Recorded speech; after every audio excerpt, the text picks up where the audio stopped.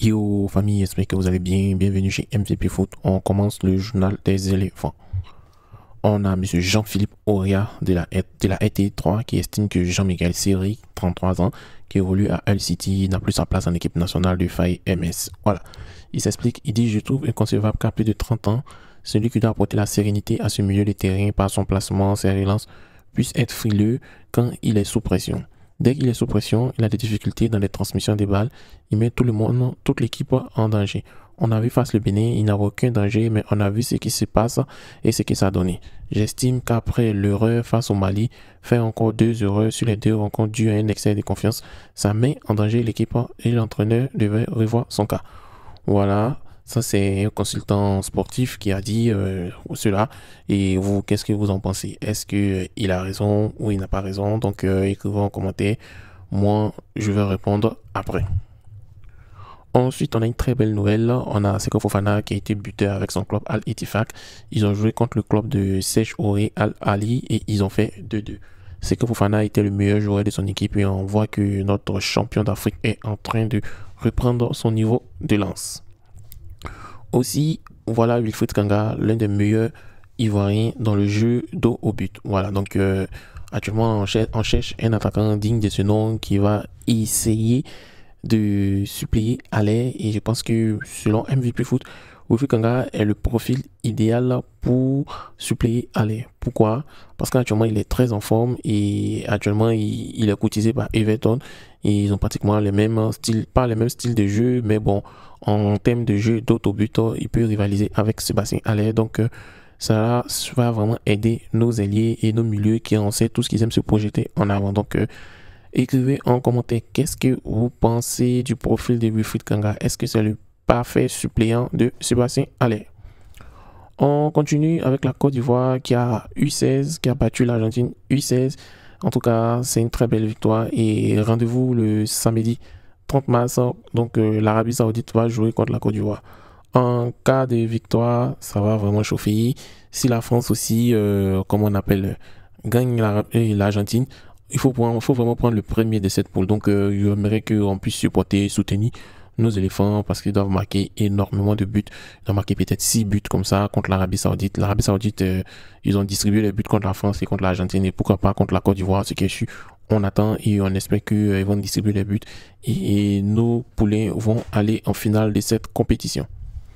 Ensuite, on va pas trop parler. Vous voyez le lien bleu qui est là. Pour ceux qui veulent nous soutenir, veuillez nous soutenir. Voilà, merci.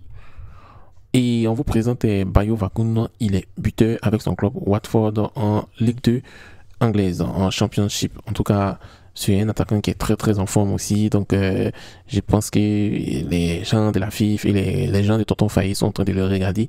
On espère qu'il va pouvoir revenir parce qu'il était déjà présent avant. Malheureusement, on connaît la carrière de footballeur, ça monte, ça descend. Et il est en train de revenir en forme. Donc on espère le revoir en équipe nationale. Aussi, il y en a une très mauvaise nouvelle pour l'African Sport National qui a perdu contre le CO Boisflé 1-0. Et l'ISCA, l'Innova Sporting Club Association, qui a gagné 1-0. Donc, pour le moment, l'Afrique est premier de sa poule et l'ISCA est deuxième avec 31 points. Donc, attention, il y a 2 points entre Africa et ISCA. On aimerait tellement voir African Sport National en première division. Donc, faites tout pour monter. Voilà. Ensuite, on a Emmanuel Latre, un autre buteur de Championship qui vient de marquer son 8e but de la saison. Voilà, ceux qui disent qu'on a les attaquants qui marquent, on a des attaquants qui marquent, mais bon, il y a des préférés de la FIFA, quoi. Voilà, faut pas avoir se cacher, on n'a qu'à dire les mots, il y a des préférés de la fédération. Donc, sinon, il y a des attaquants qui sont vraiment en forme. On espère que on aura l'occasion de les revoir. Et si leur profil tient au système de Tonton Faye, il faut qu'ils les appellent pour qu'on puisse voir ce que ça donne avec nos joueurs. Ensuite, je vous présente une anecdote, c'était de la saison 1980-1981. Voilà. Le blanc qui avait la flèche jaune sur lui, le seul blanc qui a la flèche jaune sur lui, il s'appelle Tonton Gassi. Donc c'est mon oncle Gassi et il était en compagnie de 2 Ivoiriens. Donc l'équipe, c'était l'équipe de Montpellier pour une première en D1. En haut à gauche, de Tonton Jean-Louis Gassi et on a monsieur Mama Ouattara. Ensuite, on a monsieur Jean-Désiré Sikili. En tout cas, regardez la moustache de Tonton Gassi, c'est lui qui est en haut à gauche. Il n'a pas vraiment changé. Tonton Gassi, si on met la casquette, c'est toujours la même personne. Ensuite, on a un journal anglais qui a révélé le salaire, excusez-moi, j'ai en train de me blesser, le salaire de Amad Diallo. Le quotidien Capology estime que Amad touche 28 000 € par mois. 28 000 € par mois. Est-ce que c'est pas 28 000 € par semaine ou 28 000 € par mois? Dans un salaire total de 1,5 million d'euros annuels. Rappelons que le joueur de 21 ans est sous contrat avec le club mancunien jusqu'en 2025. Moi, je pense qu'il doit partir parce que le salaire ne le ressemble pas. C'est vraiment une pépite. Et le salaire d'1,5 million d'euros annuel, là, c'est pas digne de notre Amad Diallo. Comme s'il va me donner au moins 50 000 € dedans, il va pas me donner, mais c'est pas digne de lui. On a M. Charles Blé-Goudé qui a rencontré M. Eli Wahi. Donc, Eli Wahi lui a donné un maillot. Qu'est-ce que cela veut dire? C'est juste d'interprétation. Écrivez en commentaire. Est-ce qu'il a convaincu? Est-ce qu'il n'a pas convaincu? Qu'est-ce qui s'est passé? Ce qui est juste d'ici 3 jours, on va connaître la vérité. Ensuite, on a M. Xavier Barrett. Voilà, consultant Canal+. On a tellement regardé des matchs, on a entendu son nom. Il dit, sans joueur majeur, la Côte d'Ivoire a battu l'Uruguay qui a fait tomber l'Argentine et le Brésil récemment. C'est une performance très intéressante. Voilà. Quand on parle de joueurs majeurs, on parle de Haller, on parle de, comment il s'appelle, Seko Fofana, on parle de Evan Ndika, on parle de Ibrahim Sangaré. Moi, je tiens à rappeler à M. Xavier Barrett que l'équipe de Côte d'Ivoire, c'est comme l'équipe de Manchester City. Je dis toujours que si tu n'es pas là, ton remplaçant est le même profil que toi. Donc, nous avons des remplaçants de luxe et voilà ce que ça a donné. Nos remplaçants de luxe ont battu l'Uruguay. C'est pour vous dire que l'équipe de Côte d'Ivoire, même si les remplaçants jouent, on peut gagner encore la CAN. Allez, les éléphants. Ensuite, on a Emmanuel Agbado qui est suivi par Augsbourg et l'OGC Nice. Donc, selon vous, est-ce qu'il doit rester toujours dans son club de Reims ou il doit aller à l'OGC Nice ou Augsbourg? Bon, écrivez en commentaire quel est le meilleur club pour Emmanuel Agbado. Voilà. On a aussi Al Hilal d'Arabie Saoudite qui veut Sébastien Haller. Est-ce que Sébastien Haller va tenter pour ce challenge exotique? Est-ce qu'il va aller à Al Hilal pour jouer avec Neymar? On sait toujours qu'il est toujours blessé, on ne sait pas quel est son problème. Et Al Hilal est premier du championnat d'Arabie Saoudite. Donc on a un buteur qui s'appelle Mitrovic qui est là-bas. Est-ce que Sébastien Haller va partir? Il va amasser beaucoup d'argent, ça c'est de 1. De 2, il va participer pour être champion d'Arabie Saoudite. Donc l'avenir nous le dira. Ensuite, on apprend que nos 2 joueurs sont de retour sur blessure. Abaka Sylla et Saïd Dion. Abaka Sylla, il a raté les 4 derniers matchs parce qu'il a eu une blessure à la cuisse. Donc il n'a pas pu jouer depuis le 18 février. Et Moïse Saïd, depuis le 5 février, est blessé aux adducteurs. Donc, il a pris part à l'intégralité des séances collectives hier matin.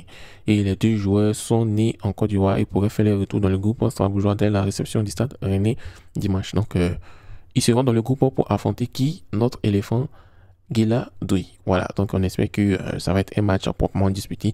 On ne veut pas supporter les parties, mais il faut que les Ivoiriens de chaque camp puissent s'illustrer parfaitement et positivement. C'est tout ce qu'on souhaite à nos éléphants. Ensuite, on a Serge Aurier qui est débarqué en Turquie dans le mercato hivernal. Nous sommes en avril, il n'a même pas encore disputé une moindre minute à Galatasaray. Depuis son retour de Coupe d'Afrique, le capitaine participe au terrain d'entraînement, même s'il manquera la 30e journée de la Super Coupe face à Fenerbahçe. L'ancien du PSG fera ses grands débuts à la 32e journée contre Alanyaspor. Donc on espère que les blessures vont s'éloigner de lui et il va venir concurrencer Wilfried Senghor et Guela Douy. Voilà, on sait tout ce qui s'est joué. Il était un monstre comme Wilfried Senghor, donc on espère qu'il va redevenir un monstre et il va venir les concurrencer, il va venir titiller les petits poulets. Mais petit, je ne suis pas encore fini, donc attention, c'est au moins le Koroy. Donc, chers amis, merci beaucoup d'avoir suivi. N'oubliez pas, pour ceux qui veulent faire un don, c'est ici, tu cliques ici, ça t'envoie directement sur la campagne. Pour le moment, il n'y a que 2 dons, voilà, c'est pas grave. C'est que sur les 15 $ vont nous permettre de, comment on appelle, payer le logiciel de streaming pour faire les directs, pour inviter les gens. Et puis aussi, on vous invite à regarder les autres chaînes si tu veux connaître l'histoire de l'Afrique. Tu cliques ici, tu vas voir, on parle de tout, on parle des gens qui ont marqué l'Afrique. Ça, c'est le volet culture, il n'y a pas que le sport. Ensuite, côté sport, on a une chaîne partenaire qui fait aussi les vidéos sur les éléphants. Et ils font de très très belles analyses sur les éléphants. Donc, allez-y, regardez et vous allez voir. Voilà. Ensuite, je représente aussi, c'est une chaîne de partenaire aussi qui fait de podcasts, qui interviewe tous les sportifs ivoiriens parce qu'il n'y a pas que le football, il y a plusieurs sports. Donc voilà, vous avez la possibilité de vous abonner et merci, passez une agréable journée.